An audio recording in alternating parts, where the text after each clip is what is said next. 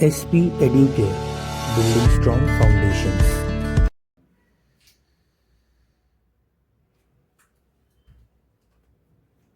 Hello students, कैसे हैं आप सब। आई होप आप सब लोग बढ़िया है। माई सेल्फ प्रज्वल पाटिल और मैं आपका एसएस फैकल्टी हूं। तो मैं आपको एसएसटी पढ़ाऊंगा। So will start with democratic politics, है ना।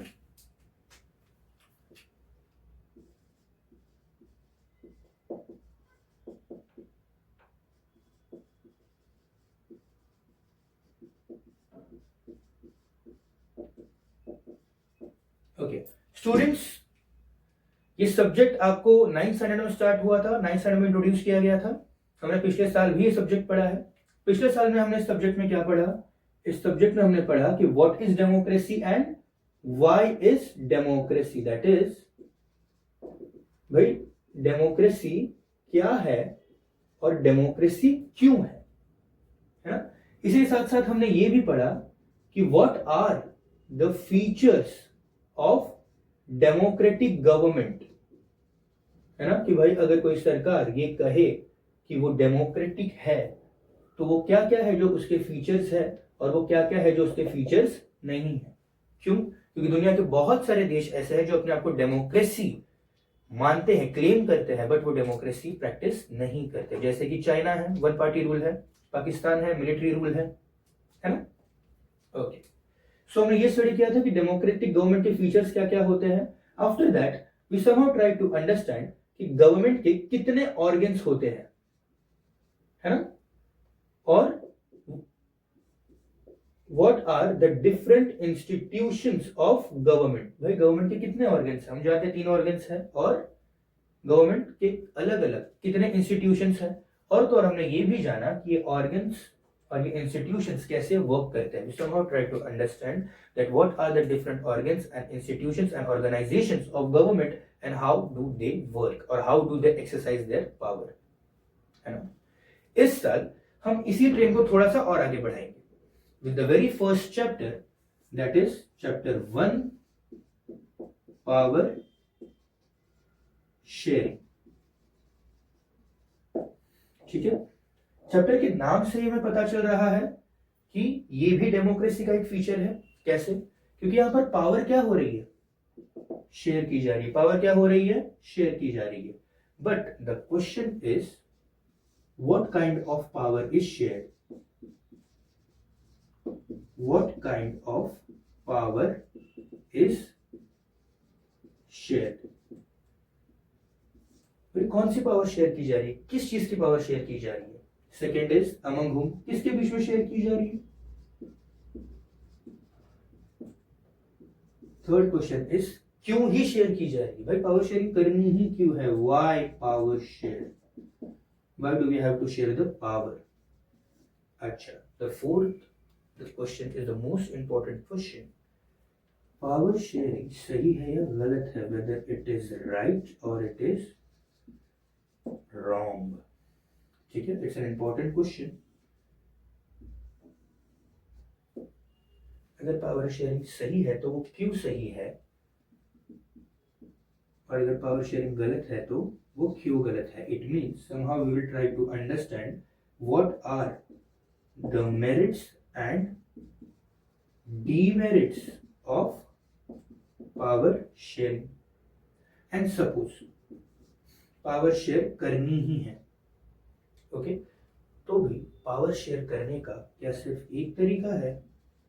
ओनली वन वे और मेनी, बहुत सारे तरीके हैं। एंड हाइपोथेटिकली स्पीकिंग, अगर वन वे है तो ठीक है भाई, अगर एक ही तरीका तो स्टडी कर लेंगे। लेकिन क्या हो अगर बहुत सारे तरीके हो? What if there are many ways? And if there are many ways, then what are those? That is different forms of power sharing. So shall we start with the very first question, that is what kind of power is shared? भाई कौन सी power share की जा रही है? किस तरह की पावर शेयर की जा रही है? तो ये समझने से पहले एक छोटी सी बात हमें समझनी पड़ेगी। Suppose this is our society, है ना। इस सोसाइटी में सपोज 10 लोग रहते हैं, या सपोज 100 लोग रहते हैं, या शायद 1000, या शायद 10,000, या शायद 1 लाख, या शायद 1 करोड़, या शायद 100 करोड़ लोग रहते हैं। भाई सपोज एक सोसाइटी में 100 करोड़ लोग रहते हैं, तो जब इतने सारे लोग रहते हैं तो क्या इस सोसाइटी को मैनेज करने की जरूरत है? बिल्कुल है, सोसाइटी को मैनेज करना पड़ेगा, है ना? तो इस सोसाइटी को मैनेज करने के लिए हमारे पास कुछ रूल्स और कुछ रेगुलेशंस भी होने चाहिए, है ना? भाई इतने सब लोगों को मैनेज करने के लिए चलो हमने रूल्स एंड रेगुलेशंस बना दिए, और कहाँ बनाकर रख दिए हमने ये सारे रूल्स एंड रेगुलेशंस कॉन्स्टिट्यूशन में बनाकर लिख दिए। बट उससे क्या होगा? कोई तो होना चाहिए ना जो इन रूल्स और रेगुलेशंस को इम्प्लीमेंट करे। भाई कोई तो चाहिए ना जो इस पॉपुलेशन को क्या करे, रूल करे या फिर गवर्न करे। वी नीड समवन, है ना? तो ये सारी पावर किसके पास होगी? भाई किसी ना किसी के पास तो होगी। इन शॉर्ट कौन सी पावर शेयर की जा रही है? Power to rule. कौन सी पावर शेयर की जा रही है? Power to rule. ओके भाई ठीक है, रूल करने की जो पावर है वो शेयर की जा रही है। ओके, बट अमंग हुम? किसके बीच में शेयर की जा रही है? ये समझने के लिए वी नीड टू अंडरस्टैंड कि भाई ये सोसाइटी का जो कंसेप्ट है ये आज का तो नहीं है। हजारों साल पहले भी सोसाइटी थी, आज भी सोसाइटी है। हजारों साल पहले इन लोगों के लिए, इन लोगों को मैनेज करने के लिए इनके लिए रूल्स एंड रेगुलेशंस बनाए गए होंगे। तो रूल्स एंड रेगुलेशंस बनाता कौन था और उन रूल्स एंड रेगुलेशंस को इंप्लीमेंट कौन करता था?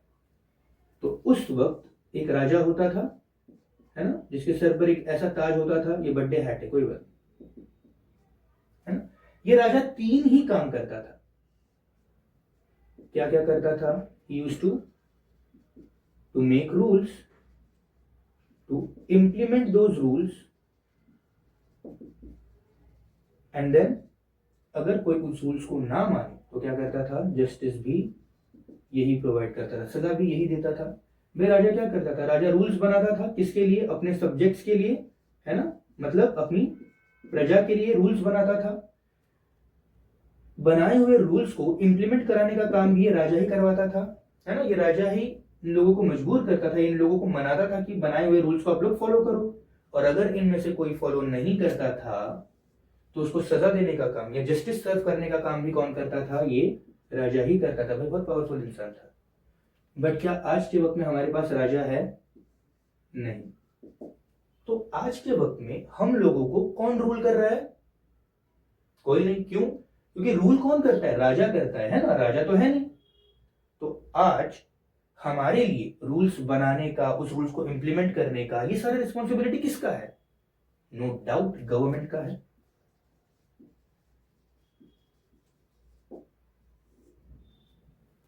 ना? And as we all know कि गवर्नमेंट के 3 ऑर्गन्स है। कितने ऑर्गन्स है गवर्नमेंट के? 3 ऑर्गन्स है। That is legislature, second is executive, and third is judiciary. भाई गवर्नमेंट ऐसा क्या कर लेगी? गवर्नमेंट भी यही 3 काम करेगी, या तो रूल्स बनाएगी, दूसरा बनाए हुए रूल्स को इंप्लीमेंट करेगी, और तीसरा कोई रूल ना माने तो उसको सजा देगी। बट यहां पर एक डिफरेंस है। यहां पर क्या होता है? ये तीनों पावर जो एक राजा के हाथ में होती थी, गवर्नमेंट, ये जो डेमोक्रेटिक गवर्नमेंट्स होती है, इसमें क्या होता है? ये पावर शेयर किया जाता है। कैसे? जो रूल बनाने का जिम्मेदारी है और रिस्पॉन्सिबिलिटी है वो हो जाता है लेजिस्लेचर का। बनाए हुए इन रूल्स को इंप्लीमेंट करने का जो रिस्पॉन्सिबिलिटी है वो किसका होता है? वो हो जाता है एग्जीक्यूटिव का। ये उनका ही जिम्मेदारी है, उनका ही रिस्पॉन्सिबिलिटी है, और उनका ही पावर, उनकी अथॉरिटी है। और अगर कोई रूल्स को ना माने तो जस्टिस प्रोवाइड करने का काम किसका है? जुडिशरी का। इतना क्लियर है? Okay, let's go to our next question, that why power sharing is important. भाई पावर शेयर करना ही क्यों है? ओके, पावर शेयर इसलिए करना है क्योंकि हम डेमोक्रेसी में रहते हैं। हम कहाँ रहते हैं? हम डेमोक्रेसी में रहते हैं. Democracy says that all the power can not rest in any one organ of the government. Democracy ये कहती है कि पूरी पावर गवर्नमेंट के किसी भी एक ऑर्गन में नहीं रह सकती. And intelligent sharing of power is necessary for the design of democracy. Democracy कहती है कि पावर जो है वो इन तीनों ऑर्गन्स में इक्वली डिवाइड की जाए. समझ में आ रहा है? तो इससे हमें क्या समझ में आता है? We come to know that sharing of power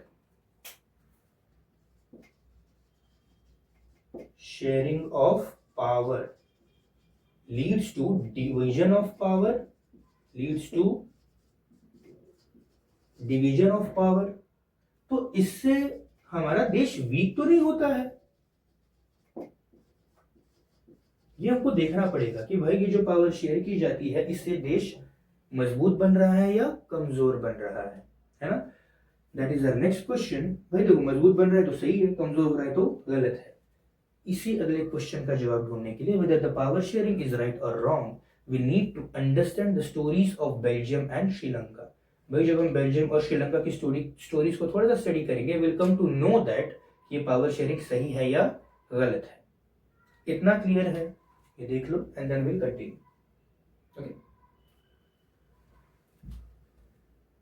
okay, shall we continue?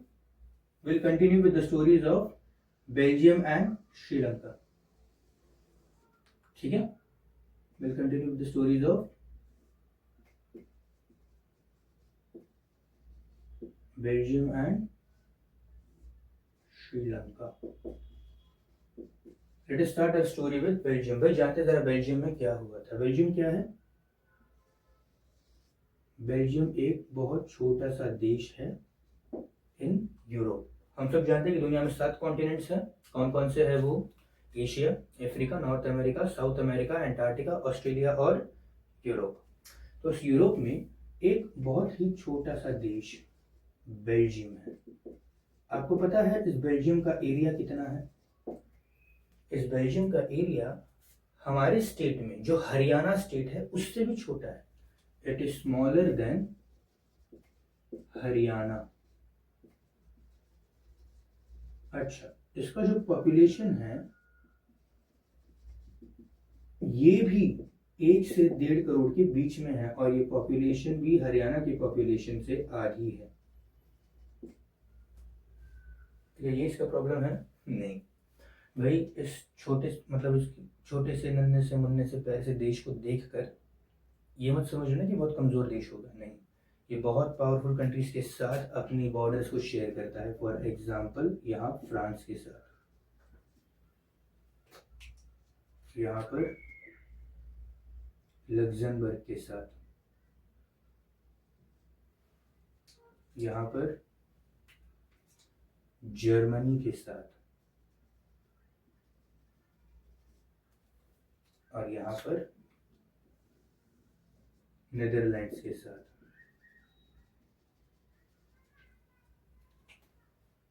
ये याद रहेगा? नहीं. ठीक है, इसको इन कंट्रीज को याद करने का एक छोटा सा ट्रिक हम जरा ट्राई करते हैं. फ्रांसिस नाम का एक इंसान जो बेल्जियम से निकला था अपने जर्मन शेफर्ड के साथ, जिसको उसने नीदरलैंड से खरीदा था लग्जमबर्ग की तरफ. दोबारा से, फ्रांसिस नाम का इंसान बेल्जियम से अपने जर्मन शेफर्ड के साथ निकलता है जो उसने नीदरलैंड से खरीदा था. कहां पर? लग्जमबर्ग की तरफ. इसको थोड़ा रिवाइंड कीजिए, कहीं पर लिख लीजिए, याद हो जाएगा. ठीक है, ओके. तो बेल्जियम के बारे में थोड़ा सा स्टडी कर लेते हैं. भाई बेल्जियम का प्रॉब्लम क्या था? उसका एरिया प्रॉब्लम था, पॉपुलेशन प्रॉब्लम था, ये सारे नेबरिंग कंट्रीज प्रॉब्लम था? नहीं, इसका प्रॉब्लम था उसका एथनिक कंपोजिशन. प्रॉब्लम क्या था?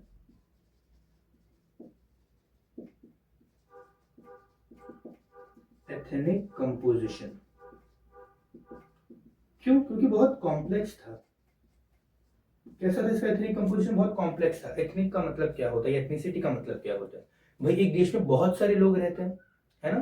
तो उन सभी लोगों में जब इस तरह की भावना आ जाती है कि हम एक ग्रुप से है, बाकी के लोग दूसरे ग्रुप से है और ये लोग तीसरे ग्रुप से है, ये किसी भी बेस पर हो सकता है, ये लैंग्वेज के बेस पर हो सकता है ना, या फिर अगर कुछ लोग जैसे एक जैसे दिखते हैं बालों के कारण या स्किन टोन के कारण, है ना, तो इन सब चीजों के कारण जब लोग डिवाइड होने लग जाते हैं और ग्रुप्स फॉर्म होने लग जाते हैं तो उसको हम कहते हैं एथनिक होना या फिर एथनिसिटी वहां की।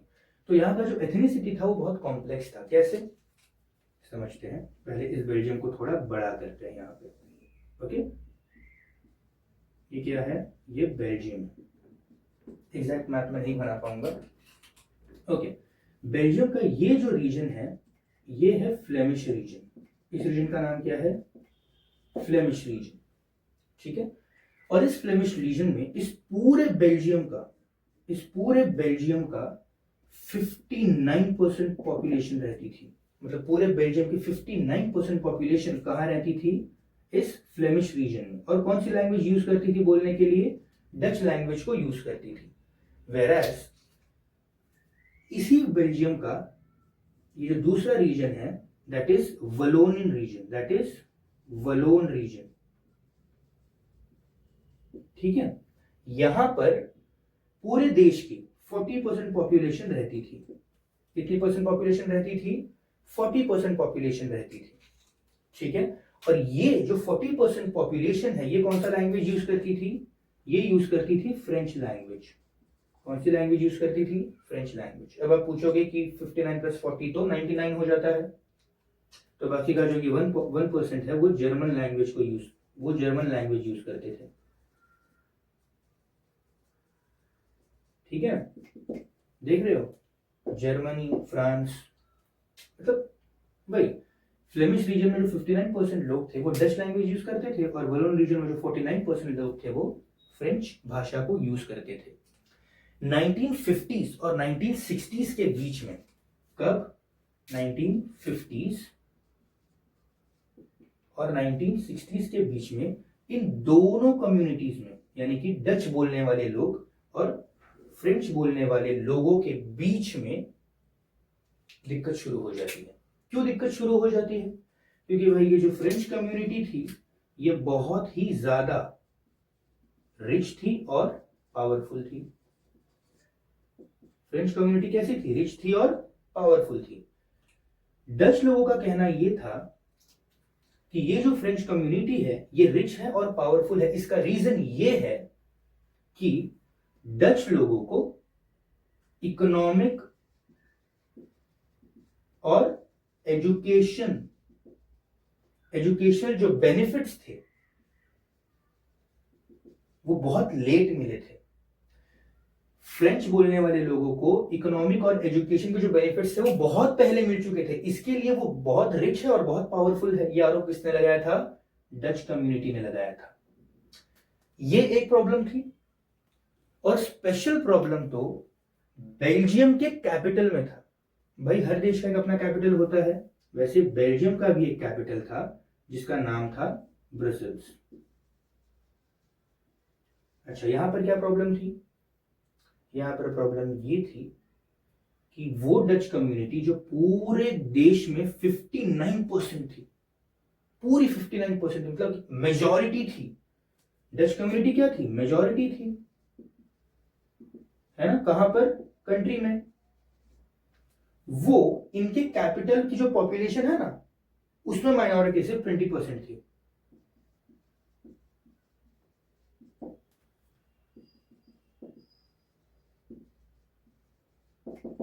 इन ब्रसेल्स कैपिटल। ये डच कम्युनिटी पूरे देश में 59% थी और अगर सिर्फ कैपिटल की बात करो तो वहां पर सिर्फ 20% लोग थे जो डच भाषा को यूज करते थे, यानी कि ये कैपिटल में क्या थे, माइनॉरिटी थे। और फ्रेंच कम्युनिटी जो पूरे देश में 40% थी, माइनॉरिटी थी, लेकिन कैपिटल में वो 80% थी। कैपिटल में कितनी थी, 80% थी, यानी कि मेजॉरिटी थी। तो French community was majority in capital Brussels but minority in country.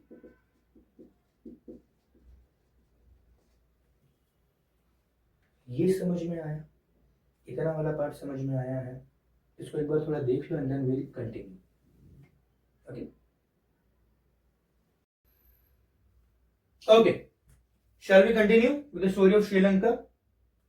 So dear students, as you all know कि इंडिया का ये जो स्टेट है that is Tamil Nadu.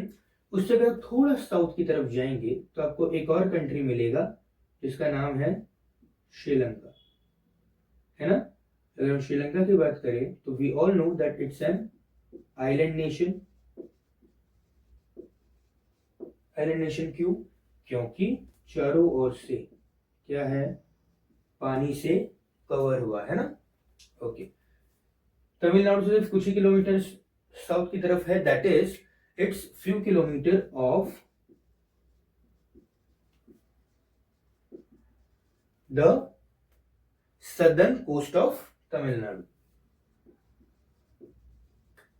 The southern coast of Tamil Nadu. इनका जो पॉपुलेशन है वो कितना है? इनका पॉपुलेशन नियरली 2 करोड़ का है.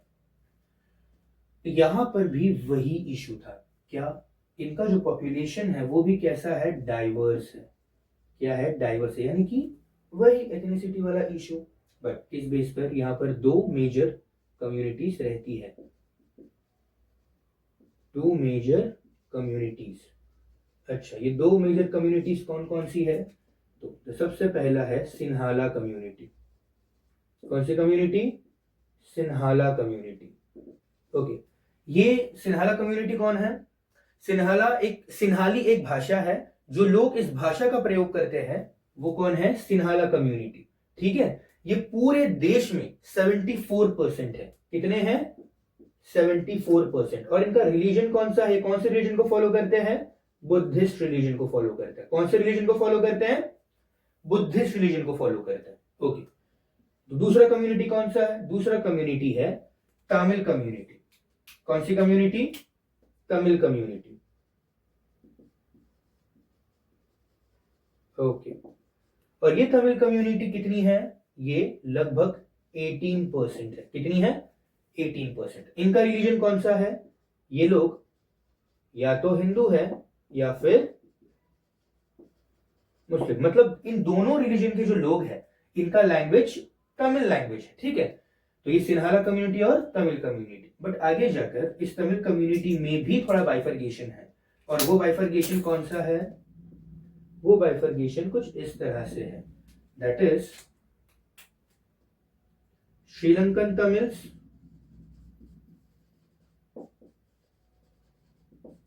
And Indian Tamils. Sri Lankan Tamils and Indian Tamils. Okay. Sri Lankan Tamils ये वो लोग हैं जो श्रीलंका के ही है. श्रीलंका में रहने वाले तमिल लोग. ये कौन है? ये नेटिव लोग है. ये कौन है? नेटिव लोग है. ठीक है. मतलब ये पहले से उसी देश में रहते, पहले से श्रीलंका में ही रहते थे. और इस 18% में से ये लोग कितने हैं? 13% है. कौन? श्रीलंकन तमिल्स. ठीक है, जो वहां के नेटिव है. वेराज जो इंडियन तमिल्स है, यानी कि जो इंडिया से गया, वो पूछोगे क्यों गए, कैसे गए? इनके जो फोर फादर्स थे, फोर फादर्स मतलब इनके बाप दादा. ठीक है.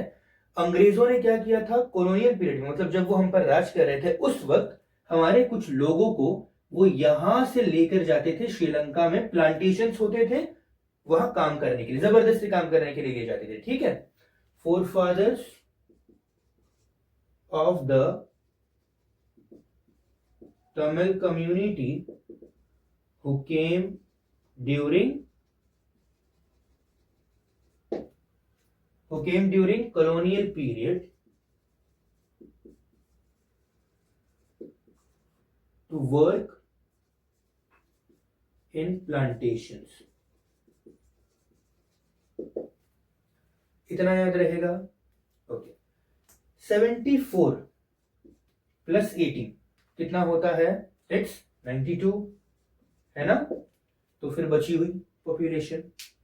श्रीलंका में 7% लोग ऐसे हैं जो क्रिश्चियन रिलीजन को फॉलो करते हैं.